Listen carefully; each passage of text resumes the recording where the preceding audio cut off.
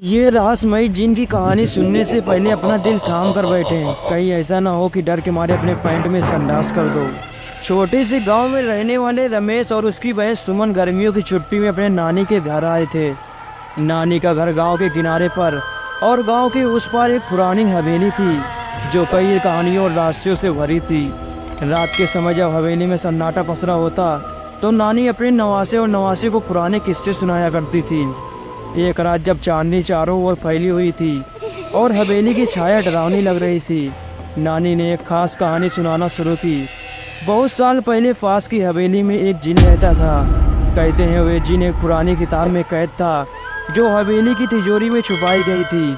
उस जिन की ताकत और क्रोध ने कई लोगों को नुकसान पहुंचाया था, लेकिन किसी ने उस किताब को नहीं खोला और जिन वहीं कैद रह गया। रमेश और सुमन ने हंसते हुए कहा, नानी आप भी ना, ये सब पुरानी कहानियां हैं, आजकल कोई जिनोन नहीं होता है। नानी ने मुस्कुराते हुए कहा, कहानी ही सही, लेकिन इस हवेली में कई राज छुपे हैं, कभी गलती से भी तिजोरी के पास मत जाना।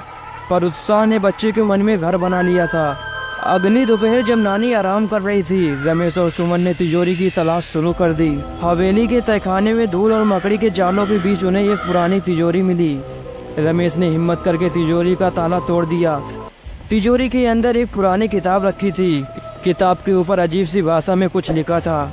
रमेश ने किताब खोली और पढ़ने लगा। अचानक हवेली के चारों ओर का माहौल बदलने लगा।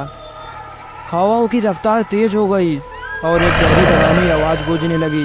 किताब से एक काला धुआं निकलने लगा और एक बेहद डरावना जिन प्रकट हुआ।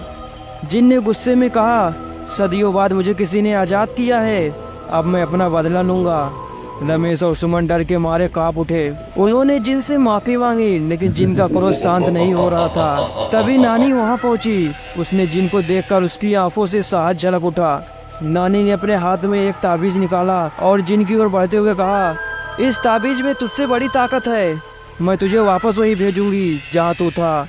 जिन ने नानी पर हमला करने की कोशिश की, लेकिन नानी ने ताबीज की शक्ति से उसे रोक दिया। नानी ने कुछ मंत्र पढ़े और जिन फिर से किताब में कैद हो गया।